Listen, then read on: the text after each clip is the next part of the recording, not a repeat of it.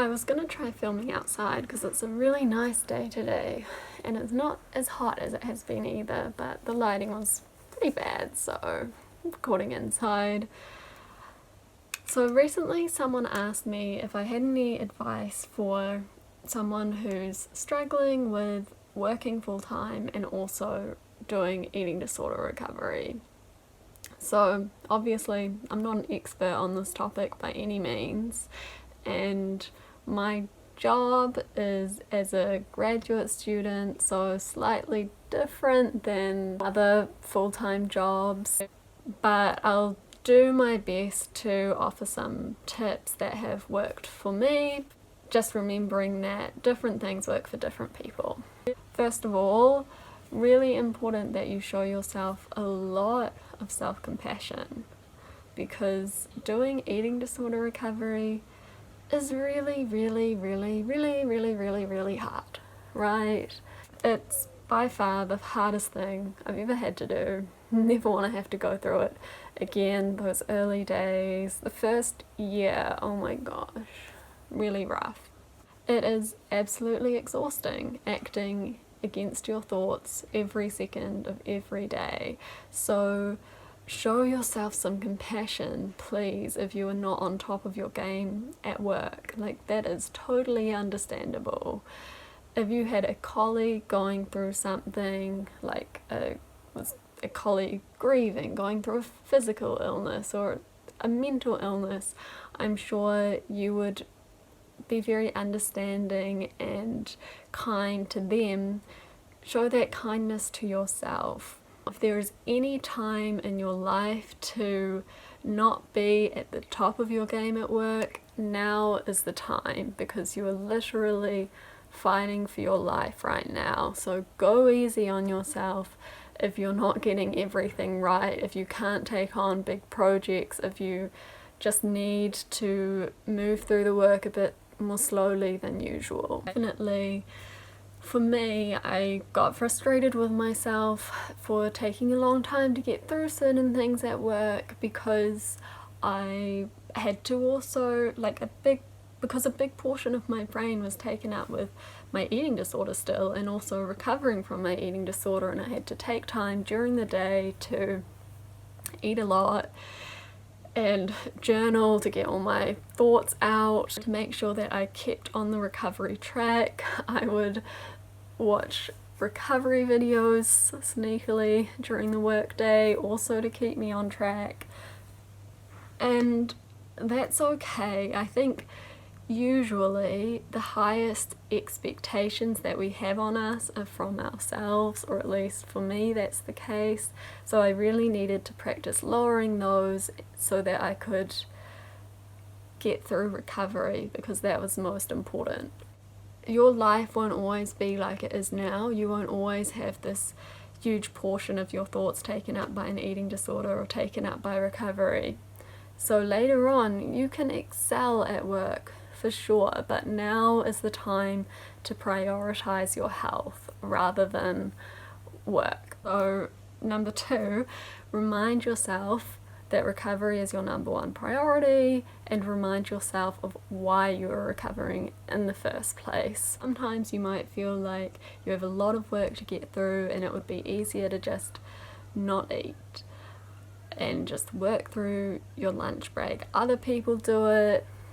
Maybe I'll just do it as well. Not a big deal. But it is a big deal when you're in those early days of recovery in particular. The only way to recover is to do the actions consistently. So every time you miss a meal or you miss a snack, you are setting yourself back, right? You need to, or at least you are not moving forward. In order to move forward, you need to eat your snacks and your meals and rest. If you do any eating disorder behaviors, you're not going to move forward in your recovery.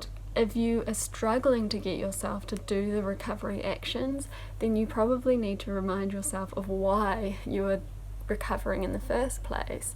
So that might mean pulling out your journal, writing down your list of reasons, or texting a friend asking them to remind you.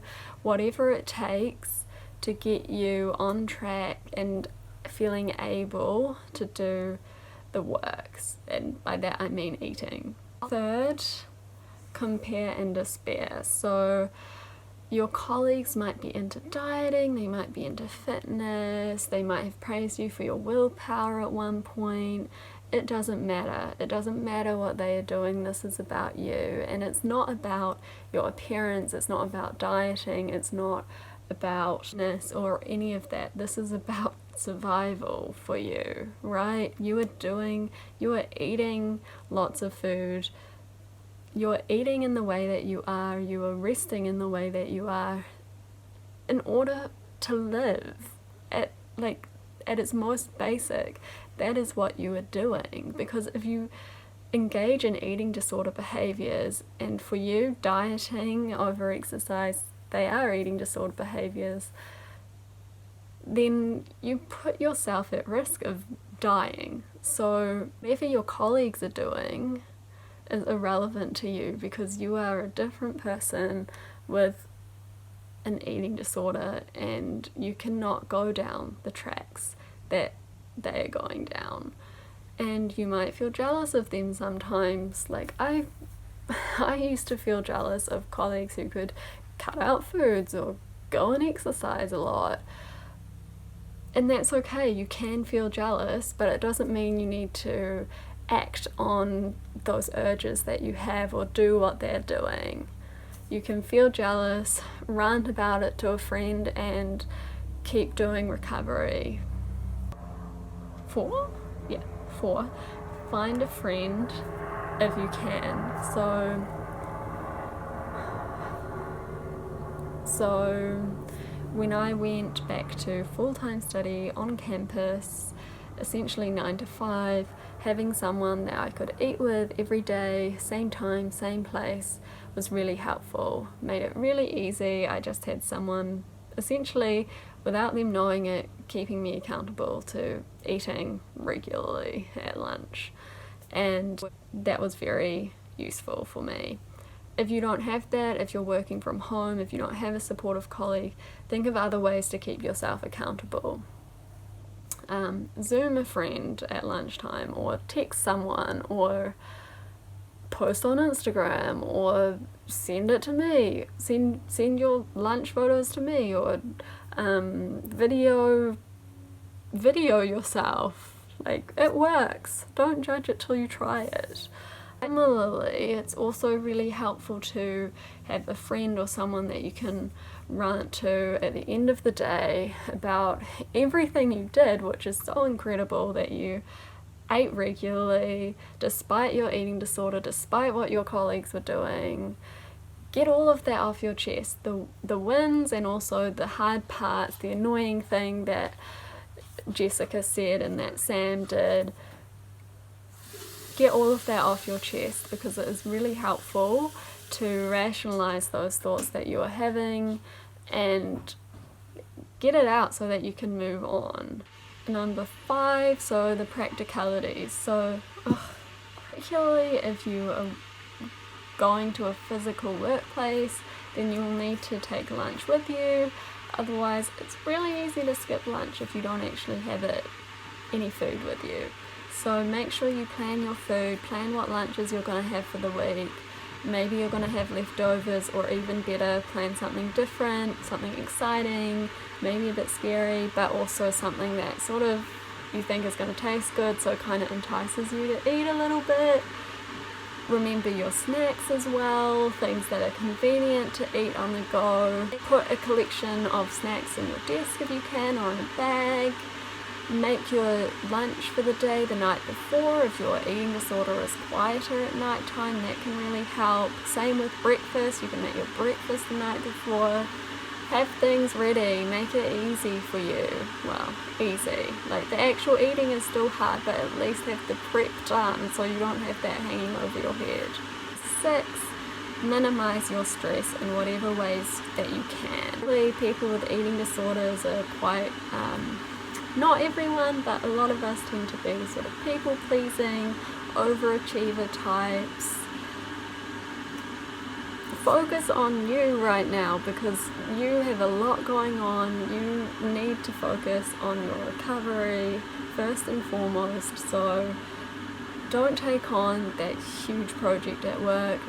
Don't agree to take on extra shifts. Take a break from your voluntary work or whatever else you have on the side, and just do what you need to do to focus on your recovery and get through this challenging time in your life. It's not going to be forever, but for now you need to focus on you, and that is okay. So finally, before I finish, I just want to say that there is no shame in taking time off to focus on recovery. I did that. I was really lucky to be able to do that for a while. So if you have the resources to take time off from work, I really recommend it. If you don't, then I hope that this video helps a little bit, and I'm sending you lots of love. I'll record again soon. Bye.